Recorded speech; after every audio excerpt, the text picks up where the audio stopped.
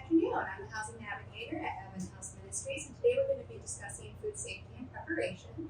Now, obviously, food takes on huge significance culturally, spiritually, and traditionally for many families. We're not here today to critique any traditional food preparation methods. We're only here to discuss best practices when it comes to food safety from a public health perspective. Now, generally speaking, you should always store items where you pick them up in the grocery store. So if you picked it up in the freezer, such as frozen vegetables, waffles, sometimes ice and water, you want to keep it in the freezer. Most dairy products and eggs should be kept in the refrigerator. Also, lots of fruits and vegetables should be kept in the refrigerator, as well as condiments after they are opened. Now, if you are moving something from the freezer to the refrigerator to thaw, you'll want to put meat on the bottom shelf on a plate because meat is the most likely substance to contaminate everything else. And if yours is a little bloody or juicy, you want the plate to catch it and on the bottom shelf so it doesn't drip down. Most baking supplies like canned goods, flour, cereals, grains, they can be kept in pantries or in your cupboard. They do not need to be kept in the freezer or the refrigerator. Now, when it comes time to prepare your meal, you'll want to wash all of your fruits and vegetables prior to serving them. So I have my greens here soaking in a mixture of vinegar and water. They've been soaking for about an hour.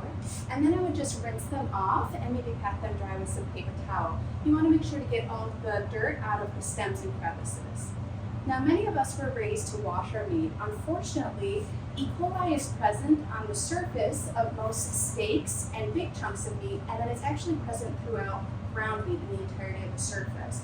So when you rinse it off, we get lots of splash dispersed all over your countertop and your sink, and it can live there for several weeks and contaminate other foods later.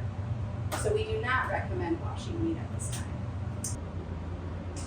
Since meat is the most likely source of bacteria contamination, you'll want to use separate plates, utensils, and cutting boards to cut your meat.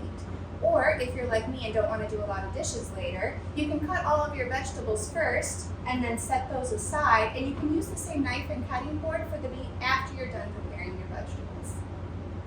Now, when it comes time to prepare the meat, for foods such as poultry, chicken, turkey, you'll want to cook to an internal temperature of 165 degrees. The rule of thumb is no paint for white meat. Now, for ground meat, you only have to cook it to an internal temperature of 160, so that's ground beef, that kind of thing. And for steaks, you only have to cook to an internal temperature of 145 degrees. I'm not here to tell you how to cook it. I know a lot of people like steaks medium rare. Just be aware that there will be a higher bacteria count if you don't cook it all the way. Now, when you're done eating, if you have some leftovers, you want to make sure they cool down to room temperature before you place them in sealed containers and put them in the refrigerator. Remember, refrigerators slow the growth of bacteria, but they don't stop it. So after 4 to 7 days, you'll want to get rid of them. Of course, you can always err on the side of caution. If they smell funny or look funny, just throw them out. If you want to put some leftovers in the freezer, you should also put them in a sealed container, and those can be good for a month or so.